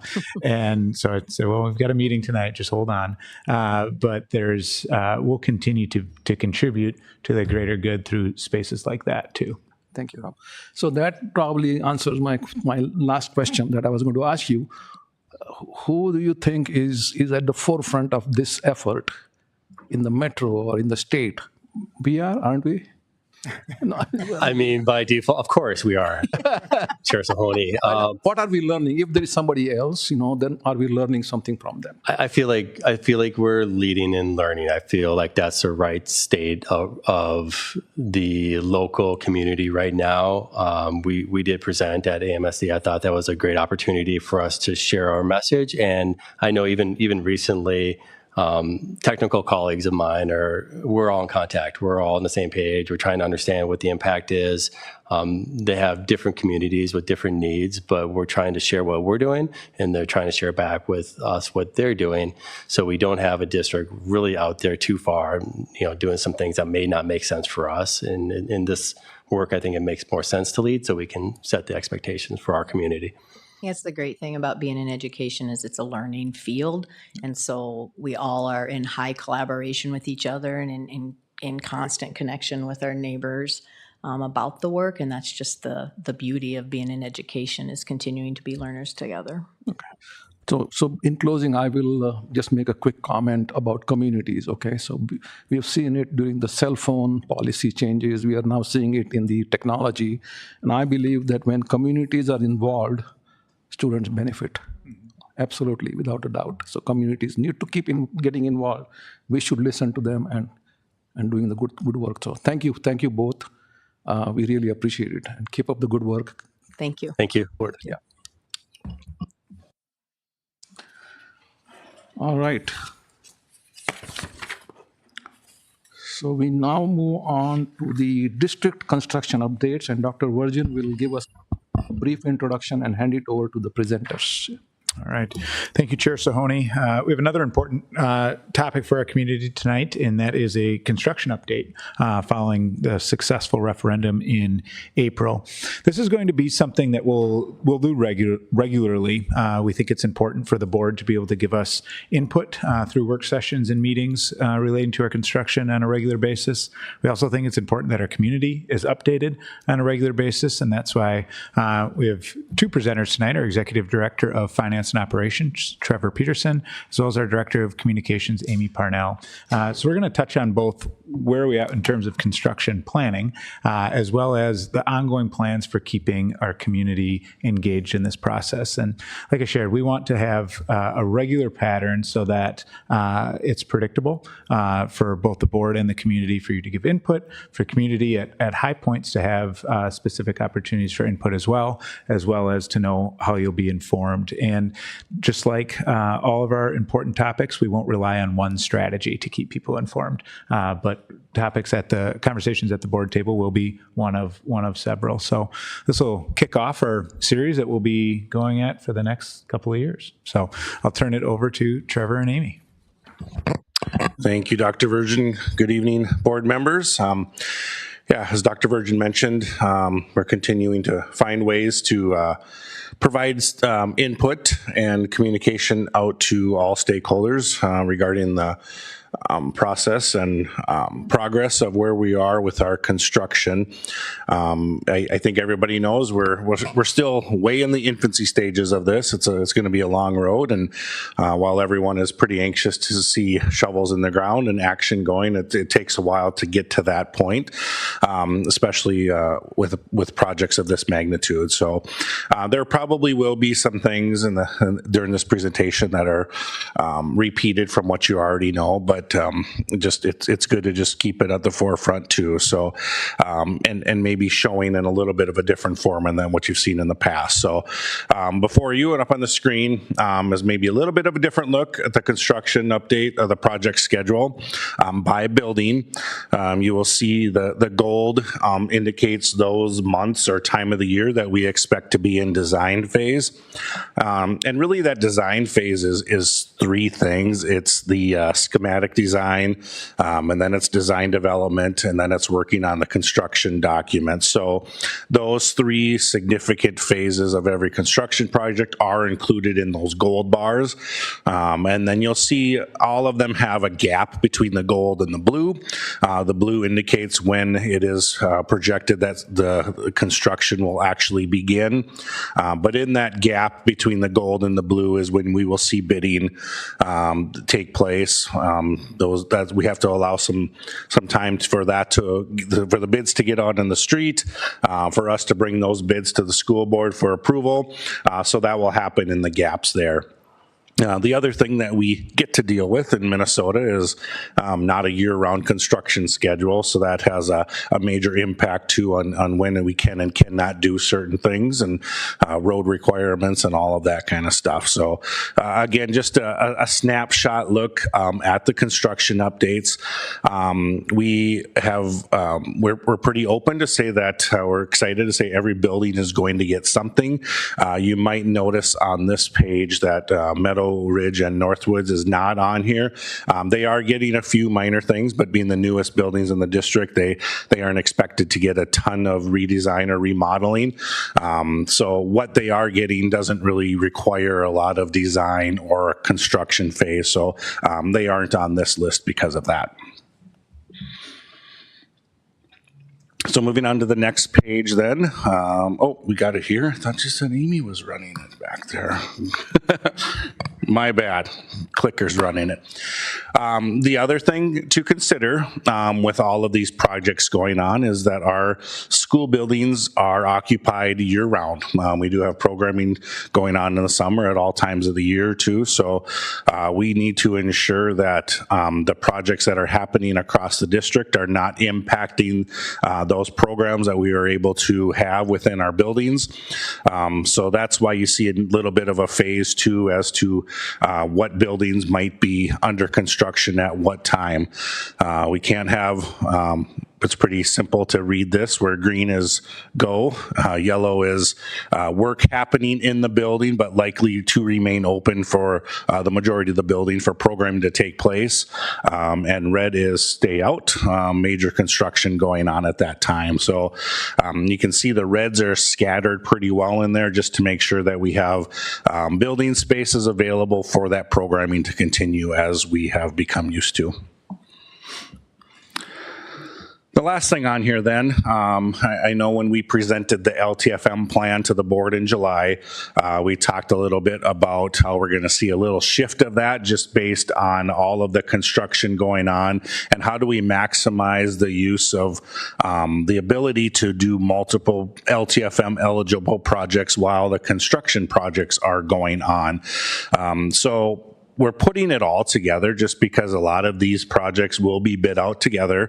It will be our job to make sure we keep them separated because the funding sources are different, but we will handle that internally. So at the end of the day, between now and when the high school addition is currently slated to be open in the fall of 2030.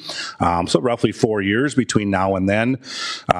We are expected to have about $585 million total projects done between the bond and the LTFM funding. So we broke it out by each site, what will be bond funded and what will be LTFM funded during that time. And again, you can see some of them are heavily leaned towards the LTFM, some of them are heavily more towards the bond. It's just a matter of where there's new construction going on or additions being placed, that's largely with bond.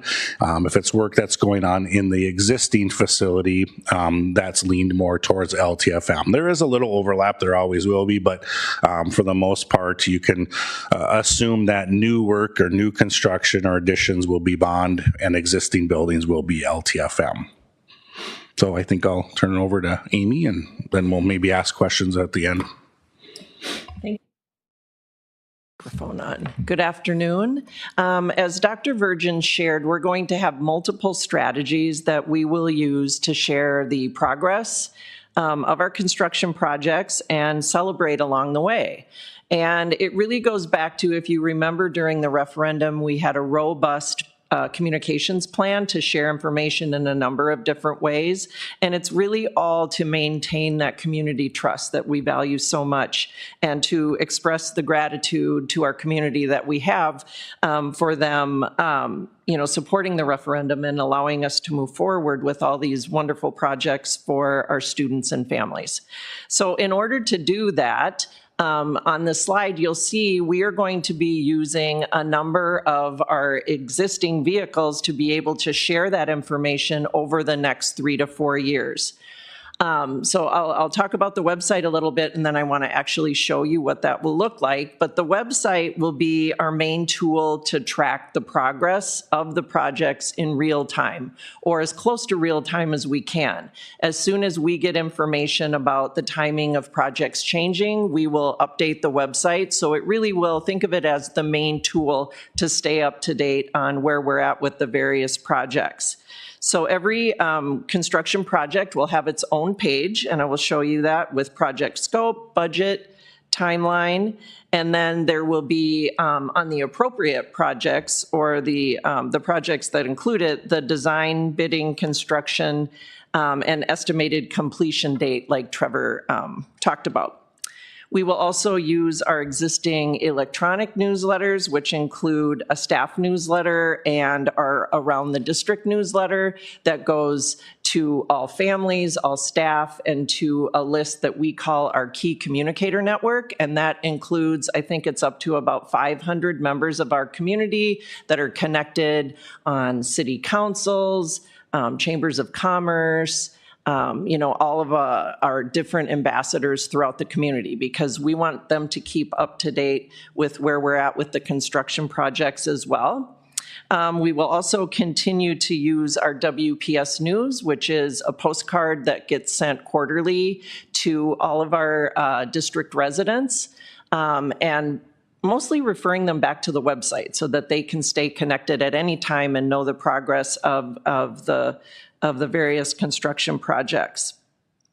We will also use our Inside Wayzata podcast that has been very successful in the past year to be able to go into more detail about some of the projects and talk about, the benefits that there will be for staff and students. And really, that's really been a nice way for us to do some storytelling. So we will continue that as well. We'll continue to use our social media as a way to give little snippets of information. Again, getting people to come back to the website for that more detailed information. And then finally, we're lucky to have local media, including CCX Media and Sunsailor, and we'll make sure that we stay connected with them as well so that they can be helping us to share that information. And then we are also going to have, if you remember during the referendum, we had a separate email called vote@wayzataschools.org. So we're changing that to construction@wayzataschools.org so that people can ask specific questions that they have if they want additional information. And we will be sure, the communications team will triage that information and make sure that we get back to people on a timely basis. So that's another tool that we will use. Amy's going to show us the construction website. So if you want to scroll, yeah, there you go. So this is the main page on the construction. You can get to it under district. And if you scroll down a little bit, Amy, you're going to see an overview and just a reminder of the 3 funding requests that were approved on the April ballot. And then it goes down into budget information. Each project has its own budget. So if you click on that, there's a description of what Trevor went into detail about the bonds versus the LTFM, because that is something that we did not share during the referendum. So we want to make sure that people really have a clear understanding of what we're using building bonds for and what we're using our existing LTFM funds for. So if you scroll down a little bit more, this is just information about why that's important, why we're doing it, and then there will be the total cost by category and total cost by school. And again, we will keep this updated as there are changes throughout the process. And then Amy, if you can go back to just the construction page and then go down to, we'll just go to the new elementary school 10, so you can see what this is going to look like for each school. So you'll see a brief description under each of the projects. There will be a short description of project scope, project budget, and then as you scroll down, this is where, if you want to click, you see design here, so it talks about the process and the schedule, and then click on bidding, and then that gives you information about the new elementary school's bidding process, and then construction, when the construction process will be happening, and then finally when the anticipated completion is. And again, we'll be updating that as any changes that occur throughout the process. So again, we're committed to just sharing information ongoing, keeping all of these tools updated and continuously making sure we get that information out there in a way that is two-way so that people can ask questions and get the information that they're interested in. Thanks. Thank you, both of you. Is this page live now, Amy? It is live. It is live. Okay. Yes. Thank you. Just 2 quick things to add of just from our kind of finance operations and our communications of what I've really appreciated about how these teams are going after this is our financial team is really looking at this with the long view, and our CFAC committee has been helpful with this, and our committee of the board has as well, and Trevor and his team of how do we find all the possible efficiencies and synergies between all of our funding sources here and not just looking at the bond in a vacuum, which is easy to do because it's a huge project and it would be easier just to look at that and try to work on that, not just that one project, but this series of projects there. But really looking at this in a holistic view of looking at 10-year LTFM, what do the next multiple years look like in that? So puts us in a really good spot. And with our first bond sale, we're already seeing just incremental improvements over where we thought we would be in terms of the interest rate that we had, some additional proceeds we were able to get. So it's just step by step, and all that adds up to changes that we'll see over time are real benefits to us. So appreciate the thoughtful approach there. And then similar on the communication side, it'd be easy to look at this probably through just a series of tactics. But Amy approaches the work starting with how do we have trust and how do we build on trust? And then what are the strategies from there? And appreciate both of those things because over time, those are the things that are going to allow us to be most efficient, effective, and maintain the trust. So all that's adding up to a good strategy so far. And I would note that it is great that we have experience building in this district and in recent experience. And this is a big build. This is touching every single building, and then some more than others. But as you look at that list, this is a large effort, and so I appreciate the kind of methodical, strategic approach the teams are taking. Okay. Questions? I just wanted to echo Rob's comment, and I wanted to really acknowledge finance team for really great presentation in our CFAC meeting. I think it resonated really well, and again, as Rob said, this is complex multi-year project, and the way Trevor, you presented that information, all the CFAC members who are very financially savvy, they can see how the money is being managed, what are we doing differently to leverage, bond, not just for the referendum, but on LTFM, and how do we actually create more money, if you will, than actual bond value, right? So that talks about sort of financial discipline. When we look at the schedule, again, as Trevor mentioned, there is design, there is bidding period, and there is, the development or build. But then we are also looking at what that summer schedule looks like. So it's not about just looking 3 months ahead. Teams are actually looking 3-4 years ahead, right? So that gives everybody that confidence that, hey, you have big picture in mind, right? And then that loops into the communication that, hey, now that we have drafted the plan, how are we going to keep everybody updated and what that method looks like, website, podcast, like everything. So I think communication, financials, and then the timeline or project schedule, that all came together really well. So again, very well presented in CFAC meeting, and I think it landed really well with the audience. Yeah, done. Thank you for the excellent presentation. I really appreciate how informative it is. The breakdown of scheduled construction as well as the new website are really great to look at. So I have 2 questions. One I'll acknowledge is pretty broad. How did you, in putting together the schedule of construction as well as maintenance, consider students' unique needs? Yeah, that's a good question. A part of this, and it's one of those things that isn't broken out necessarily in the update, but we do identify within each of our buildings, our specially designed classrooms, some of the needs that we have there. We're really working hard and taking advantage of this opportunity to maybe get a little tighter on what we see as standards across the district, what we want each of those specialized spaces to look like in our building, and not only specialized design classrooms for those with unique needs, but also the art rooms, pre-K rooms, science rooms, all of those things. So it's maybe you're right, it is a broad question, but I do think a broad answer would be all of that is being talked about every time we meet. Dana's doing a very good job of contributing her knowledge about that to how this might look in each of our buildings, while also understanding that some of these buildings are dealing with finite square footage.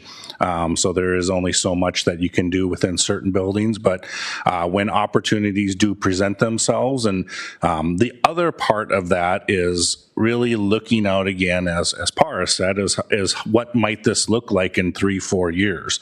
So we don't want to design spaces within these buildings that suit our needs for the 26-27 school year or the 27-28 school year, and then have to redo them come 29-30. So there is a lot of thoughtful approaches being done for that too. So definitely part of the conversation, and nobody has a crystal ball either, and we'll continue to have those conversations as they fit into our plans.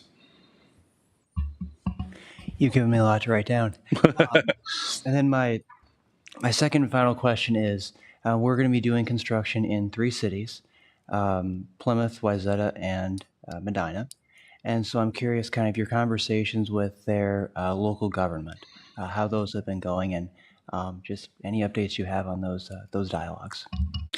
Yeah, the work at West has not really begun, so there hasn't been any conversations with the city of Wayzata about that. But the city of Plymouth, we've had many conversations with them about not only what this looks like on the site of the high school.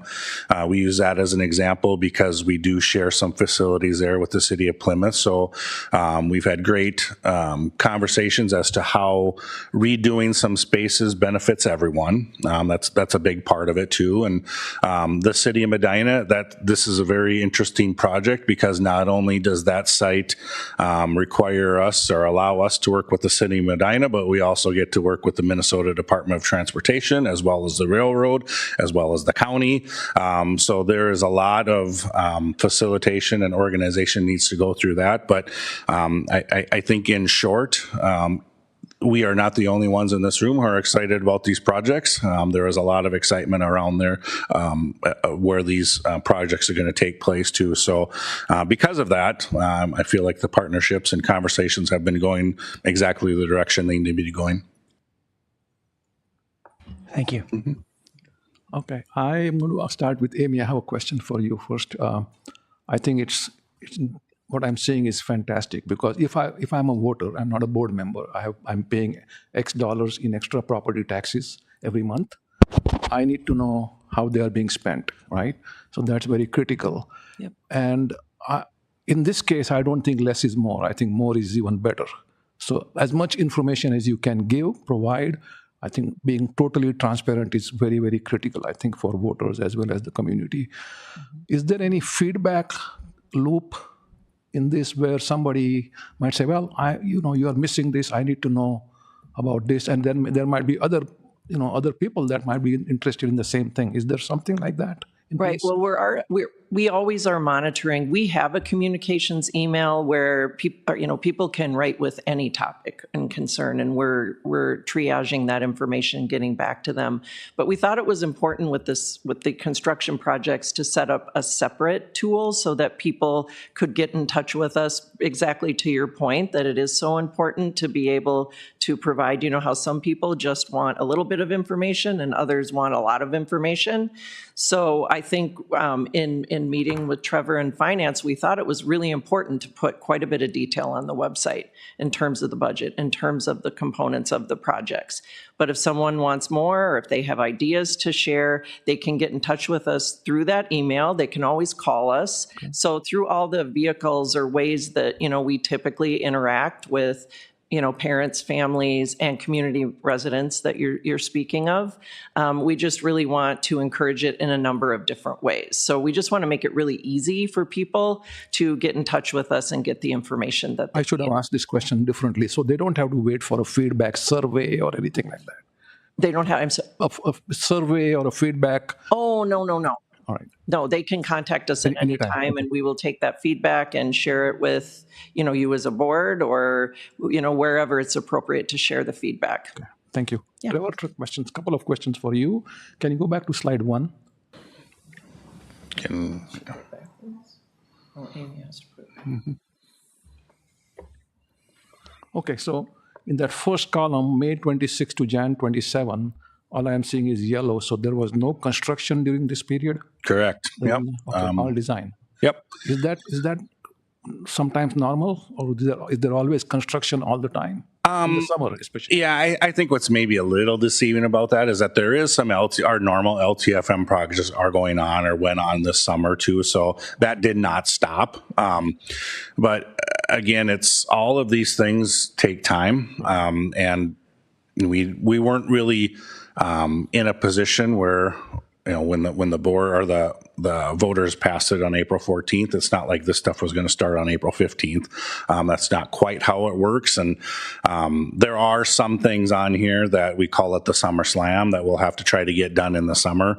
Otherwise, when it spans over multiple school years and multiple fiscal years, it just takes a lot longer time.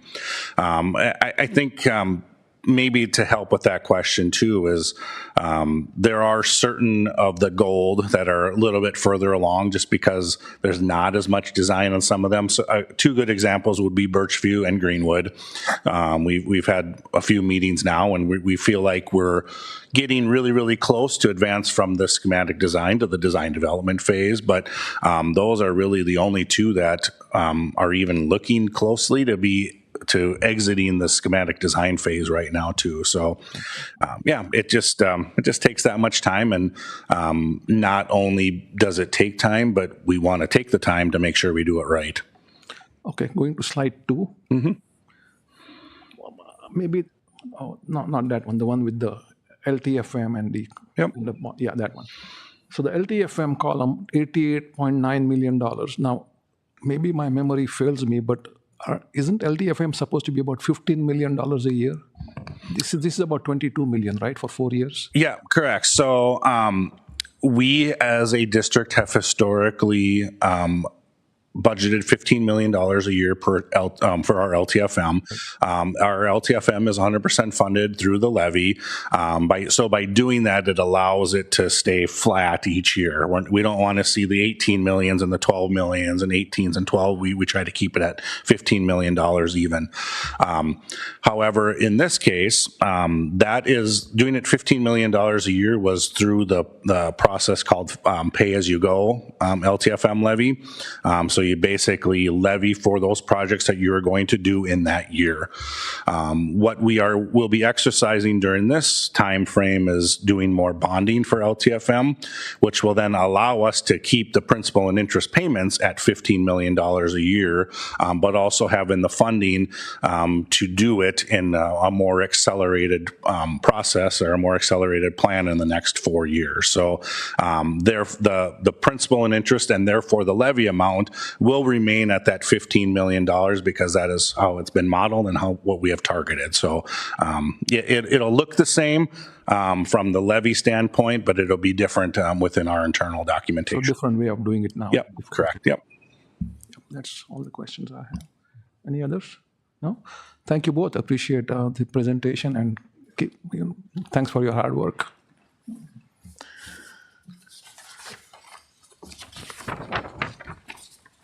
Okay, the final item on the agenda for this afternoon is committee reports by committee chairs. We have 2 committee chairs that are not present today, so they will, Director Pryor and Director Kader will present that I think they've estimated next month thereof. So, all right, so chairs of committees of the board will provide updates on their committees' activities and meetings during the second quarter of the year. This was decided in the last December's org work session.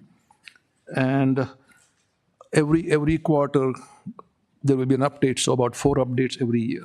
We will also include reports from board members who have been appointed to organizations like AMSD, MSBA, Wayzata Education Fund, SciTac, Community Ed Advisory Council, Brightworks, MSHSL, and maybe there are a couple more, which I don't have in the list here. But committee chairs, please keep your reports at a high level. So I'm going to start with, who's there on the first name? Okay, Dan, you're first.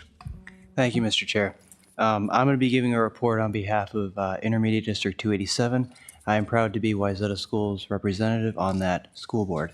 So at Intermediate District 287, we are excited to begin the 2026 to 2027 school year with a renewed focus on our mission statement, which you read at the beginning of every meeting. It is to be the premier provider of innovative specialized services to ensure that each member district can meet the unique learning needs of its students. We will continue the goals of the strategic plan, which are achieving academic success, cultivating equity and inclusion, and promoting social and emotional learning. From this, we have created the following targets. 80% of students will meet one academic goal. We will make parent-teacher conferences more about partnerships. Like here in Wayzata Schools with our portrait of a Wayzata graduate, we will create a comprehensive student profile. We will meet the need for more staff development and continue our usual curriculum review. Each of these steps will support the continued growth of Intermediate District 287 students and staff. Thank you for the opportunity to share the work of District 287 tonight. We are excited for the upcoming school year and hope you will be able to join us at future events. In the meantime, please do not hesitate to reach out with questions should you like to learn more about the work we do. I look forward to sharing my year-in review report in a few months. Thank you very much. So is the Get on the Bus starting in September then? Our first Get on the Bus will be in October, and I'll communicate that to Look colleagues forward to that. Thank you. members of the community. Thank you. All right, next, Heidi is not here, Sheila is not, so Paras, equity and inclusion. Sure. So, Equity and Inclusion Committee, we oversee the development and implementation of our district's Achievement and Integration Plan, American Indian Education Program, and Equity Commitment. And we work with all schools and departments to train staff, coach and guide staff, and then again, mainly connect with schools, families, and community partners. This is an ad hoc committee, so every quarter we look at what are the critical items that we need to go through and then accordingly schedule those meetings. So we did not meet in August since there were no urgent items that required discussions, but our next meeting is scheduled for November 6th. And by then, we will have the benefit of the district's fall comprehensive achievement and civic readiness, or CACR presentation, which also incorporates the required achievement and integration update. So those achievement and integration updates will be reviewed through teaching and learning community, and then it'll be presented to the board. So in November, our committee will review any community feedback from those presentations, or we'll discuss how the first months of implementation may inform our work. This supports our role, or this committee's role, as an important connection between district equity, inclusion efforts, and broader community. So looking forward for that November meeting. Can you share who the members are other than you? Yes. So we have Heidi Ketter, and then Alicia Little and myself. We are on the committee along with Solveig, who's our director, and her team from administration. Thank you. All right. Valentina, do you have any update on the SEAC committee? With SEAC happened to be at least one of them. I was not able to attend because it was right on the same time when we had board meeting because of a superintendent hiring process. Sometimes we had to be flexible with timing. And other topics were about referendum. So referendum survey results, we already know it, and Jeannie Ebert already presented. So I don't have anything to report. When is the next meeting? Do you know? That one I didn't double check. I was in the process. But is this quarterly?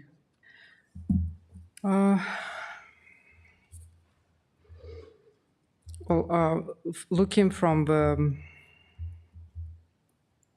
schedule, I've seen February, March, but we haven't met for a while since was April or May. Okay. We didn't meet during summertime.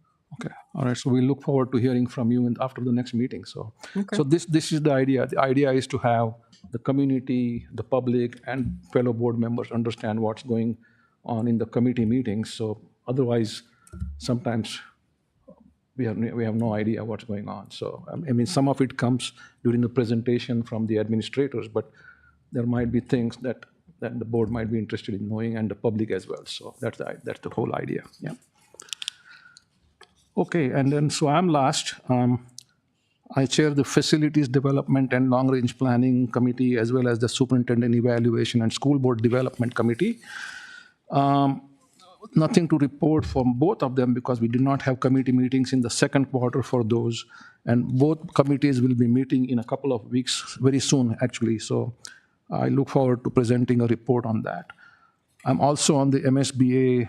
I'm the board liaison for the MSBA organization. And I spoke at the last board meeting about the Permanent School Fund constitutional amendment initiative, as well as the Minnesota Kids Rise, those two initiatives that MSBA has been pursuing very strongly.